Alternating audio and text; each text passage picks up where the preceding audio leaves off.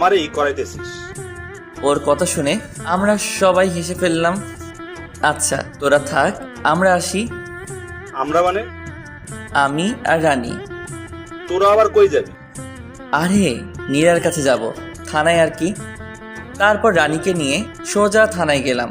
থানায় ঢুকেই আমি অবাক, কারণ নীলার কেবিনে ঢুকতেই দেখি নীলা আর নীলার আম্মু বসে আছে।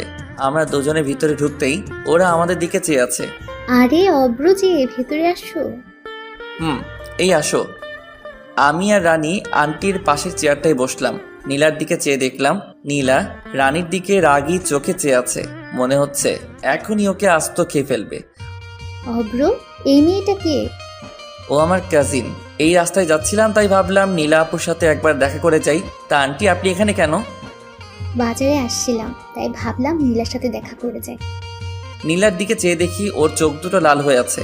মনে হচ্ছে এখনই আমাকে আর রানীকে আস্ত খেয়ে ফেলবে। আর আমি ওকে একটু আগে যে সুন্দর করে ডেকেছি, মানে নীলা আপু বলে, আমার মনে হয় না ও আমাকে এমনি ছেড়ে দিবে।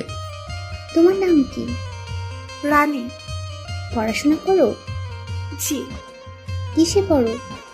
আমি নীলার দিকে তাকিয়ে দেখি ও খুব মনোযোগ দিয়ে কথাগুলো শুনছে। এবার অনার্স প্রথম বর্ষে। অব্র তোমার কি হয়? উনি তো আমি রানীকে থামিয়ে দিয়ে বলা শুরু করলাম, আন্টি ও আমার সম্পর্কে চাচাতো বোন হয়। আর আপু আপনি কেমন আছেন? ভালো। আমি যদি একটু আগে আন্টিকে না থামিয়ে দিতাম তাহলে তো সব প্ল্যান নষ্ট হয়ে যেত। আচ্ছা নীলামও বাসায় যাই, বাসায় কাজ পড়ে আছে। আর অব্র, তুমিও একদিন আমাদের বাসায় এসো। তারপর আন্টি চলে গেল। আমার কথা শুনে রানী মুচকি মুচকি হাসছে আর নীলা রাগে ছটপট করছে। সবচেয়ে বড় কথা, নিজের হবু বউকে আপু বলে ডাকার মজাই আলাদা। একটু পর হাবিলদার এসে নাস্তা দিয়ে গেল। তারপর আমরা সবাই মিলে নাস্তা করে নিলাম। অপ্র, তুমি একটু বাইরে যাও তো। কেন? যেতে বলছি, যাও। আমি জানি নীলা এখন রানীর সাথে কথা বলার চেষ্টা করবে, তাই আমি, রানী চলো।